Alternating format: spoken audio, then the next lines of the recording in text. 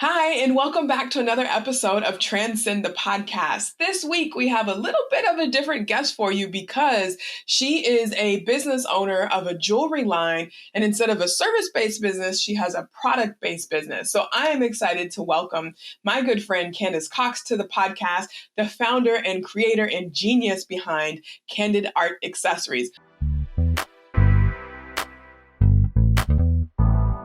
You're listening to the Transcend podcast. I'm your host, Asha Wilkerson, an attorney by training and an educator at heart. This podcast is all about empowering you to build a business and leave a legacy. Here's the thing. The wealth gap in America is consistently increasing, and while full-time entrepreneurship is not for everyone, even a side hustle can change your financial landscape if you're intentional about using your business to build wealth. I've run my own law firm for over 10 years, and in that time, I've helped countless California businesses go from idea to six figures. On this podcast, we talk about what it truly takes to build a sustainable business and find financial freedom. Let's dive in.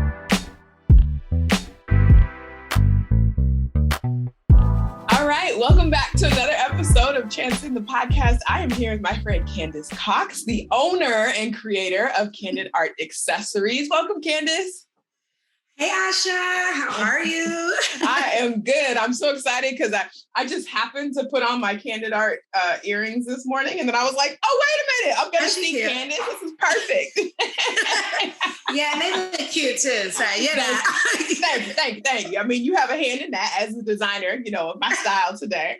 So, and I also decided to wear, our friend Baba had a clothing store, clothing. So I'm like in local designers today as I sit in Oakland. So, well, welcome to the podcast. We talked a little bit before we started recording about like just feeling tired. So how are you doing? I'm exhausted.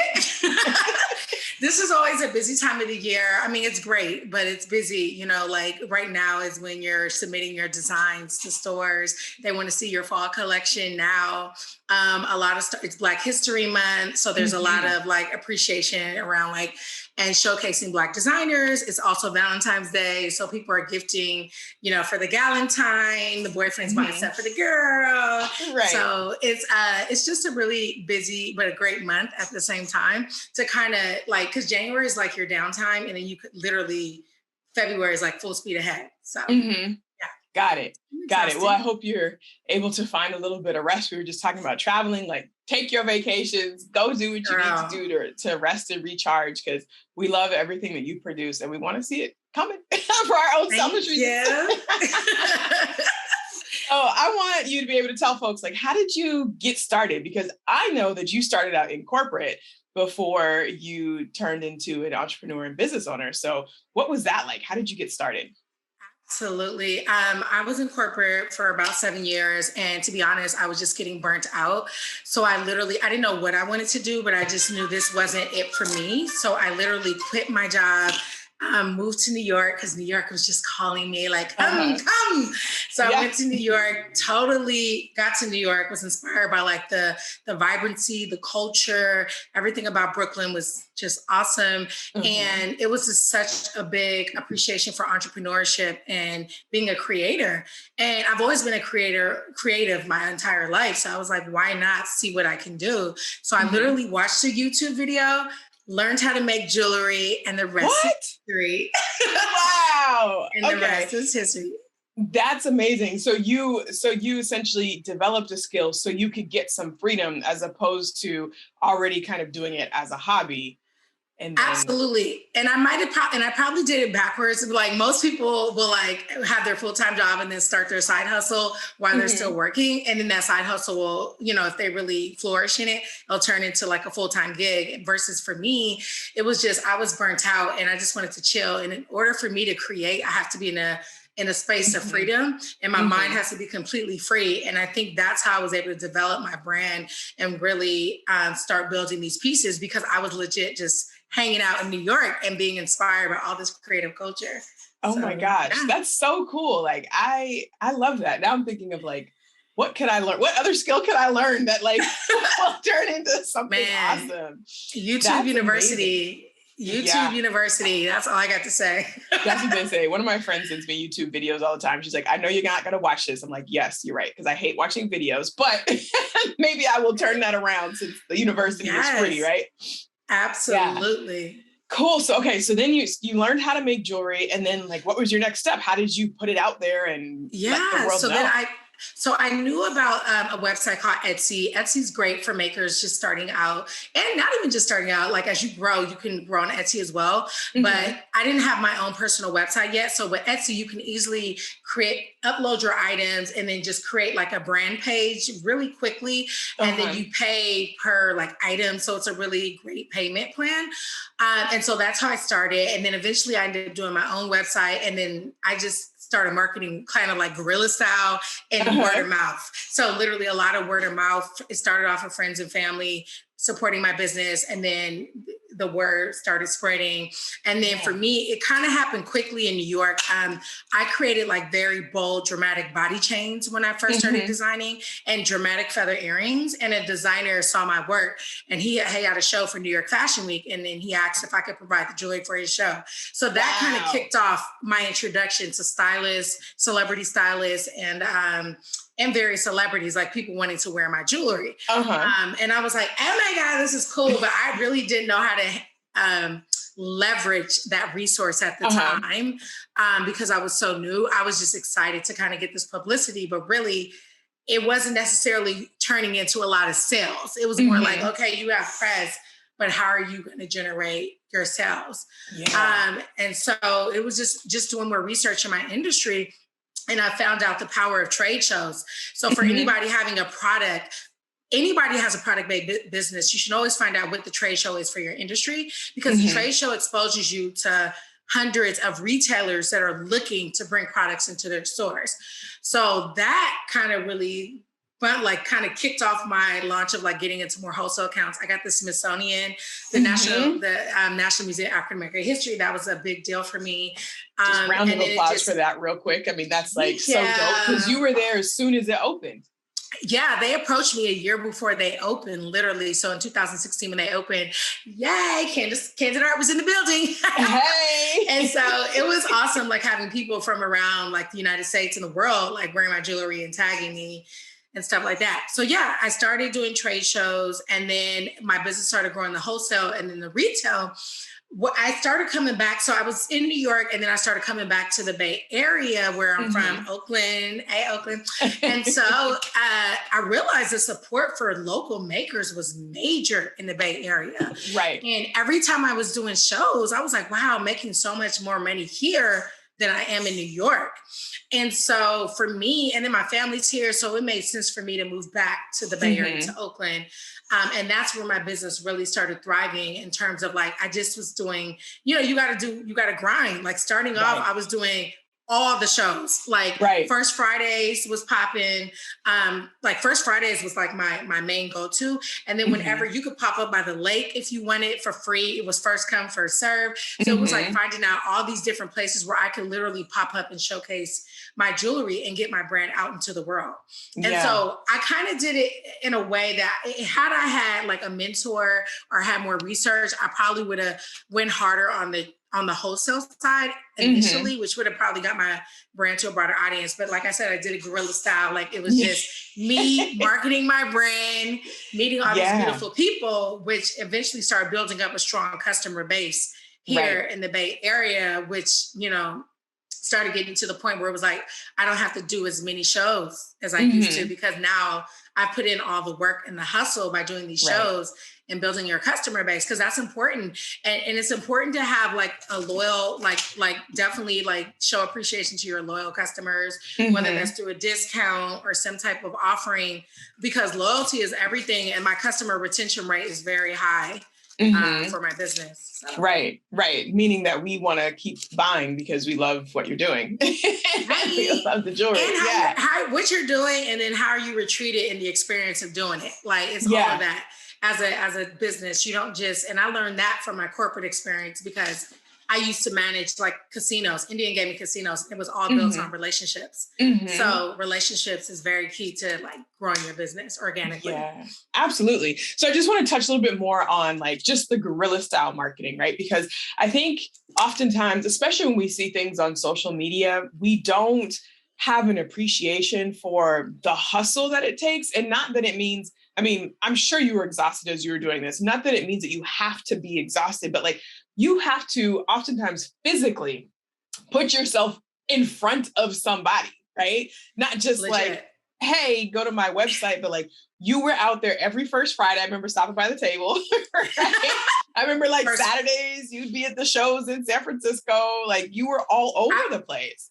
Yeah, I would even like go, like even for wholesale accounts, I would literally walk into boutiques like, hi, I'm Candice. I would love to have my jewelry here. Mind you, we didn't have Instagram when I started my business. There wasn't no whole big push on, there was no Instagram. I don't even remember the year when Instagram came, but people weren't selling on Instagram like they are now. Like I was like, these entrepreneurs, these new entrepreneurs got it made. Y'all spoiled. Cause y'all really could like, you can grow really quickly on social media, like versus it was definitely a slower growth process when I started. And it took a lot of footwork. Like you said, like we went into stores, like I would literally go in and introduce myself and it was nerve wracking and it was called it's called cold calling basically. You go in, you don't know the person, you're just like, hey, this is me. And I was getting accounts that way. On top of like being in front of people, like doing, and you have to stay on top of shows and you have to network with other fellow entrepreneurs as well to find out which shows are they doing. Like we all were sharing resources with each other. So like it was a straight up hustle. Yeah. And I think that's important. Like talking about networking with other folks who are also doing similar things, maybe not the exact same product, or even if they are also jewelry designers, your jewelry looks different than everybody else's, right? So thinking about folks, instead of being your competition per se, but like adding to your network, like the community is so important. So important. Absolutely. Community is everything. Yeah. So, okay. So when you would cold call and walk into someone's retail establishment, you know, how many, like, did you bring samples? I don't know if you have samples for jewelry, but like, what did you do? What was that conversation like? Yeah, I would have a line sheet created. So a line sheet basically is what you give retailers. It has your item, it has a picture of your item and like the specifications, details of your item and the wholesale price. I would have a line sheet printed in hand and samples in my pocket in little bags. And if they had time, because you do get a lot of no's. Let's not get it twisted. Like I walk in, they be like, yeah, we can't meet right now, but you can email me and schedule, or, oh, we're not interested. Oh, I don't know if that jewelry fits our aesthetic. So you have to go into a lot of stores. But when you get that, oh my God, yeah, I'm interested. Even if you just showed a couple samples, that entices their interest. So then that would be a great starting point for a callback. For you to have like a real, like more of a formal presentation in terms of what you can bring to the table. So that's what it was a lot in the beginning. And then I noticed there started to be sites that had wholesale platforms. So like one in particular is called Fair. It's a really good one. So it gets you in front of, you don't have to do all that. It's no longer the day of walking into a store. Like you literally could just post your jewelry on this wholesale site and stores, they'll just place an order. Like you don't even have to talk to them. Legit, if they like your stuff, they're like, okay, I want to order this, this, and that. And so it's awesome, like how it's changed from where it was when I started and how I was hustling. we sound like we've been doing this for like decades, right? Like back in my day. It has been over a decade. It has been. And like legit. It has, yeah. So, you know, I'm a little seasoned in this game. Okay, absolutely. And then I also just want to touch back on, like, you know, not everyone's a yes, right? Like you go in and you meet people. How did you prime yourself to deal with rejection? Because, you know, just in life in general, it sucks to be rejected, but we're rejected all the time. And oftentimes in business, because it's an extension of ourselves, if we're entrepreneurs, it can feel so defeating, but it doesn't have to be. So how did you move through that? Yeah, I would definitely say my corporate experience definitely prepared me for that, because I know, like, even for example, when I worked for the company, it's like you're presenting a product and I would get a lot of no's then. So for me, handling rejection wasn't really a big deal, but I know for some people, you really have to self-motivate and know that, okay, they said no, but this customer may say yes. So it's almost like you got to psych yourself up and you have to be self-motivated. Being an entrepreneur is a lonely business. I'm not going to like, you build your team, but it could be a very lonely business at the end of the day. And you have to self-motivate yourself. Like, it's okay. Like, and I'm an Aries. So, we made it a little different. Like, I don't get defeated. I'm a Libra. We're the opposites. I mean, same air signs, but, same air similar. Yeah, exactly. Yeah. Very similar though still. And like, so things, I don't get defeated easily, I guess you could say. So like hearing a no was like, oh, okay, that's cool. And you don't want to take it personal because it's just like, maybe your jewelry or your piece wasn't the right fit for that store. It's okay because there's hundreds of other stores where your piece could be a good fit. So that was always like, I always had like a positive and optimistic outlook on it, to be honest. Like, okay, that's cool. You guys don't want it. And so when you move like that, people feel that energy because if you come in defeated, they're already looking like you're walking like, oh, well, could you look at my jewelry? It's like, no, get it together. I come in, hi, I'm Candice. Like you got to bring that energy. And sometimes people just do it just because they like your energy. Like it's not even necessarily your product. I'm hearing that more and more. Like you just give off good vibes. Like I want to see what you got going on. I'm like, really? You can feel these vibes? Yeah. No, people feel it. People feel it, and good vibes are essential to like developing those relationships and getting people to like test out your product. So yeah, you just have to be, to me, it's like being self-motivated. You're going to hear a lot of no's and you just have to keep persevering because you're going to hear some yeses. It's going to happen. It's the balance of life. Yes and no, yes and no. Like it's going to You're 100% right about that. What about like for those folks who are like, just, not quite confident that they can make it? How long do you think someone should pursue their dreams? And also like just the attitude about it. You said you got to walk into a place confident and portray that confidence, even if you aren't feeling it inside. But what if someone's like, I really want to try this, but I'm just not quite sure. Like, do you have advice for that person who's on the fence? Yeah, I would say even like seeking mentorship or advice from someone in the industry. That's something I kind of, if I could go back, I would have gotten more advice from someone in the industry. So doing your research, trying to find, or even a relative or someone that can like pump you up. Like, like some people just bring you the good energy and they're going to pump you up. Get around those people so that you don't have that defeatist attitude.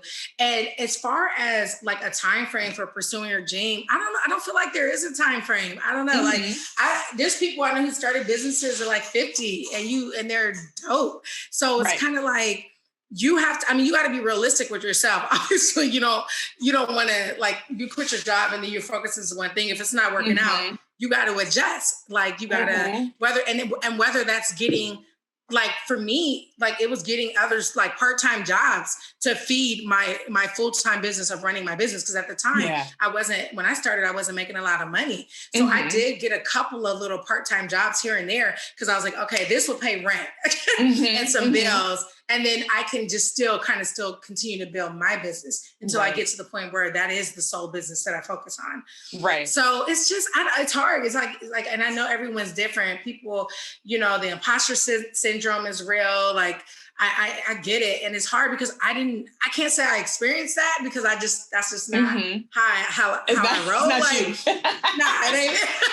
I ain't trying to hear none of that. I'm like, I'm gonna get mine regardless. Right. So, but to be around someone else that's motivating, talk to other people where you see where they're at and you want to be, talk to them because that could be very motivating in terms of like uplifting your spirits. Like, okay, I can do this. So to me, it's just about getting a mentor, getting around positive people that can uplift your spirits, doing your research too, and like figuring out ways. Google is your friend. Like, what are other ways I can do to help expand my business? So, go ahead. Oh no, one more thing that I did too, which was very key to my business. I took I went from making like when I was like in my 20s, almost a six figure, like I thought it was a big deal. Almost like I was almost making six figures in corporate. And I literally took a $16 an hour job after that for a jewelry company for not even a jewelry company, for an actual, well, it's a studio. So for a studio in a co-working space, because I wanted access to the free jewelry classes to further my knowledge. So sometimes you got to even put yourself in the place. Like I literally was like, I will take this job just so I can have access, not only to the classes, but to the people who were teaching them. And that's how I learned how to do metalwork, which totally changed and flipped my business around when I learned how to do metalwork.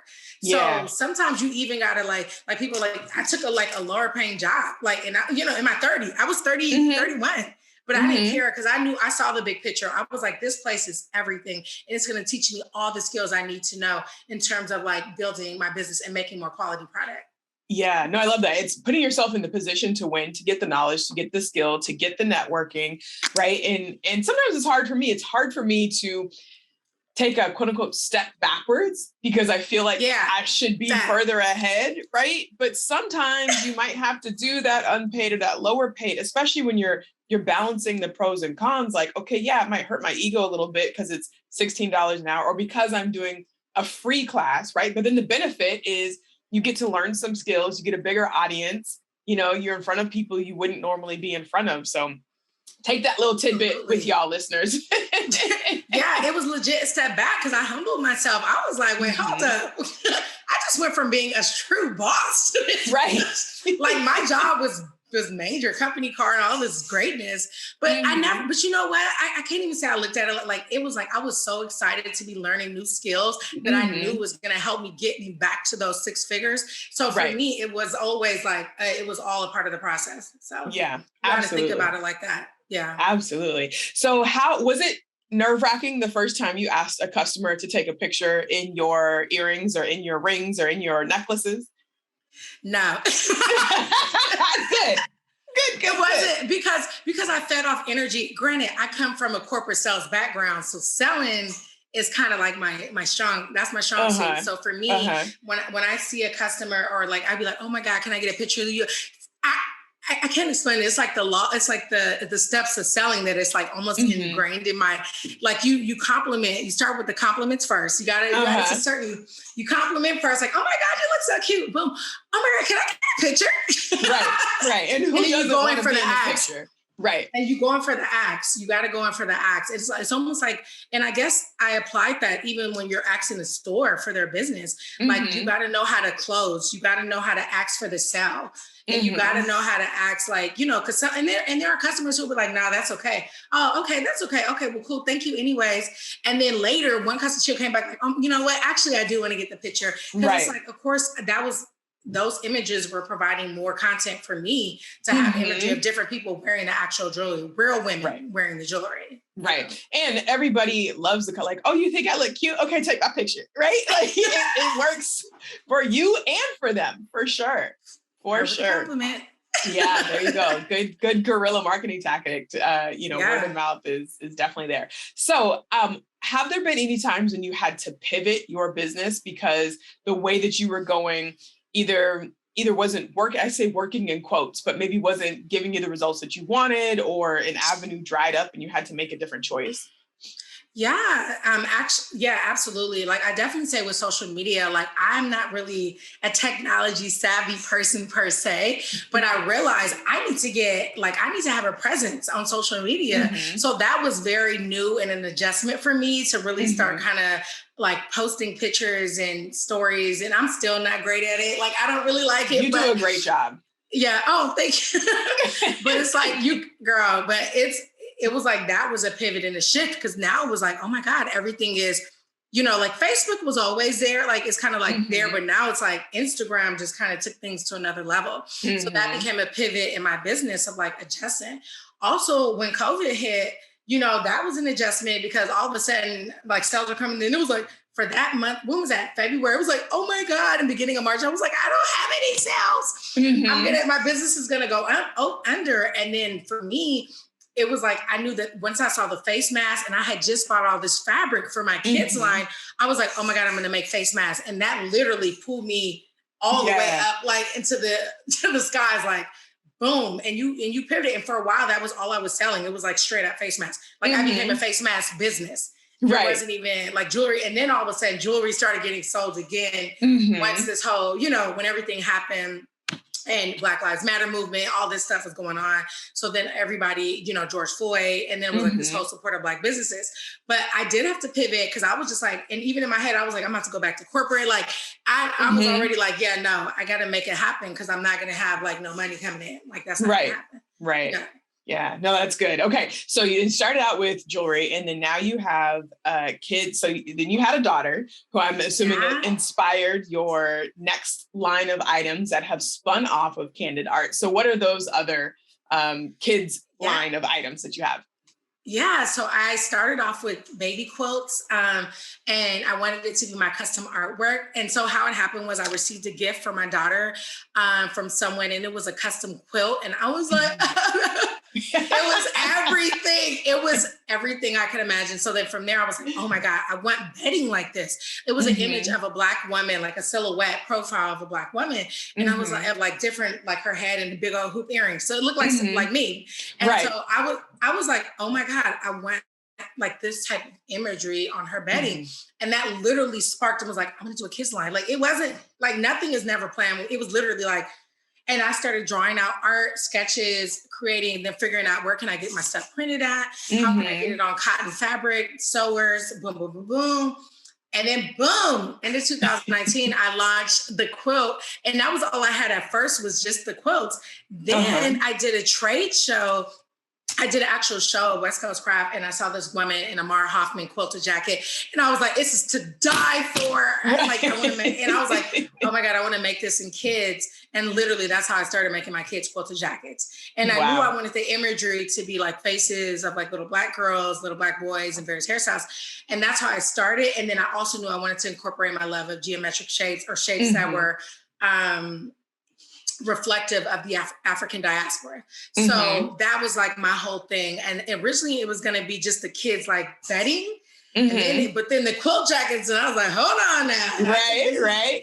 So that was like my two products for a while. And I just launched like separates last year, at the end of last year. Like, last year was the first time I did like separate pieces. So the kids line kind of, took off a little bit and I'm still like growing it, but I received a lot of press early on and I was in Bloomingdale's, like I had a whole section there and I'm looking to get into bigger retailers and have more presence. So mine is my baby.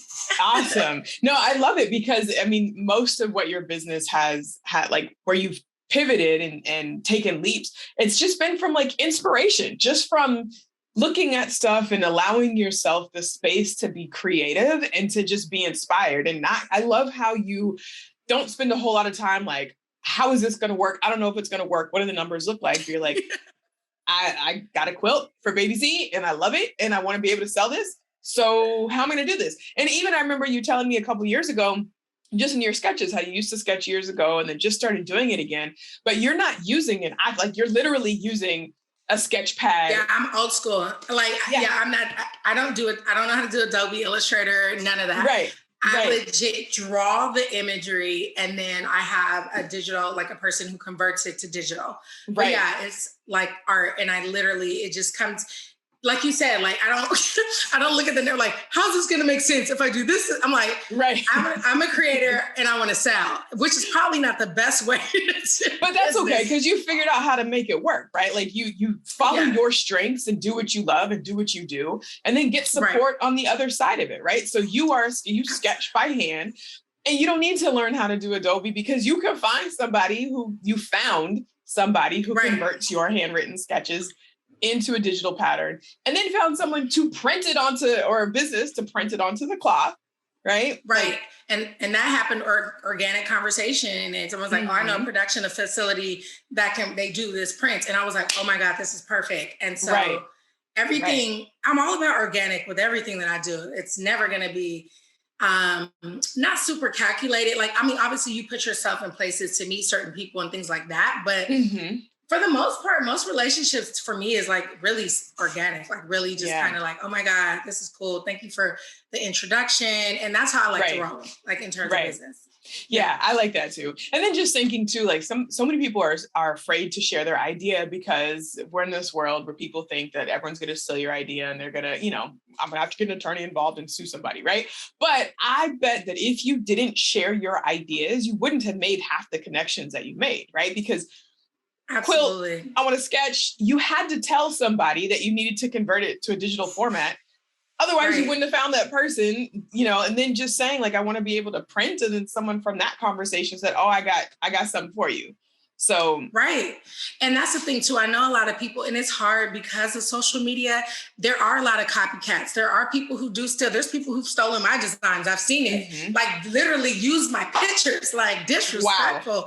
Yeah. But as a designer, you try not to take it personal. I mean, it's hard not to take personal, but you can't take it personal because when you're a true creator, the thing about being a creator is I'm always going to come out with some new. Like it's always going to be, I have so many more designs where that came from.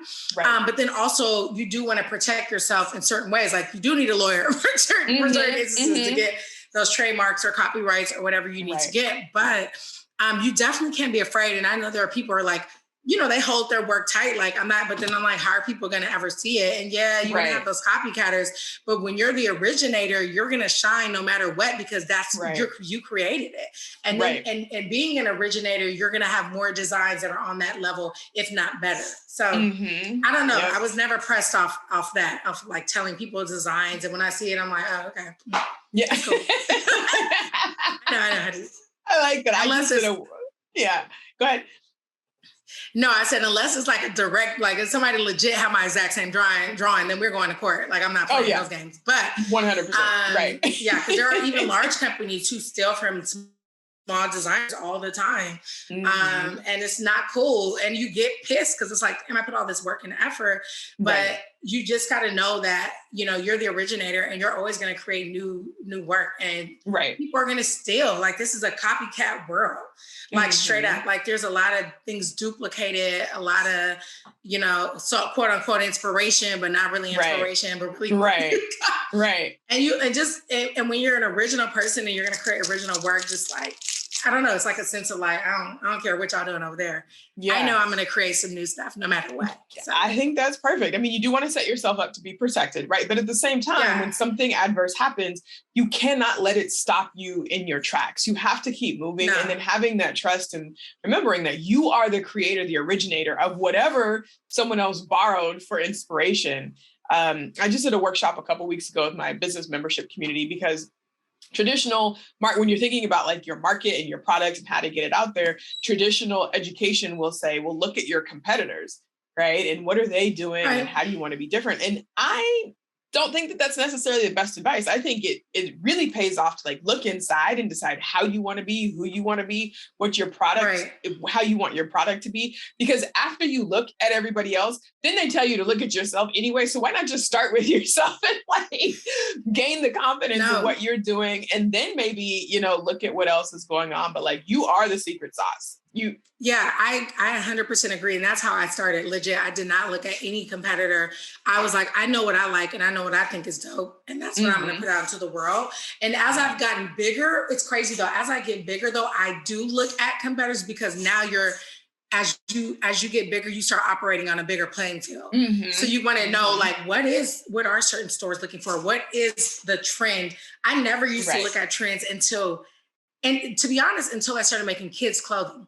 Never for jewelry. I didn't care. But like kids clothing is like, it's different. Fashion clothing and jewelry is different.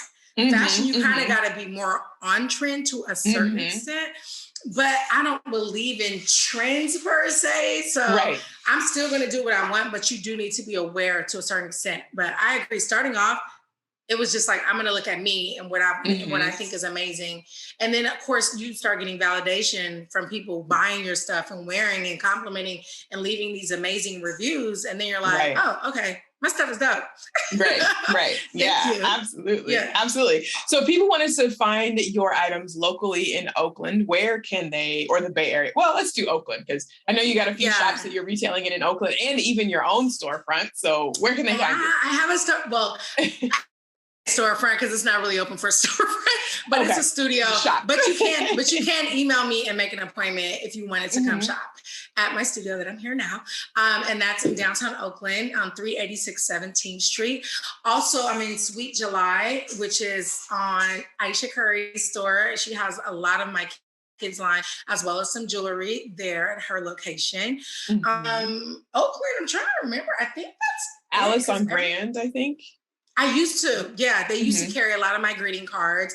I don't know if they still have stuff, but yeah, they used to have some stuff. San Francisco, I'm like forgetting all my stores. Like I know I have stores in San Francisco and I'm legit forgetting, sorry. Anyways, if you go to my website, click on Stockist and you'll find where I'm carried at. Because, it's like so many states throughout the United States and yeah. Yeah, that's awesome. Including the history of African American, I'm messing that up. The Smithsonian. I get the name wrong. I know, the Smithsonian National Museum of African American History and Culture. I knew African American history was at the end instead of at the beginning where I was trying to put it. Good deal. Right. And if they want to connect with you on Instagram and check out what you've got going on, how do they find you? Yeah, my Instagram is CanDid_art or CanDid Art Kids. And my website is CanDidArtAccessories.com. Love it. If you could give one last piece of advice for entrepreneurs who are coming after you, what would it be? Use other people's capital when starting your business. Things that I would have done differently. I would have taken utilize, well, now there's definitely more resources for funding for businesses, I will say, and utilize those funds. Legal business loans, get a business loan like that makes sense for you to be paying back and you can do it. Because to be honest, I feel like there was a lot of things that I shortcut throughout my business because I didn't have the funding to pay for up front. And had I had like a big loan up front, I feel like a lot of things would have been further along and more advanced because I would have just paid for marketing up front. I would have paid for certain services up front because you have the money to do so.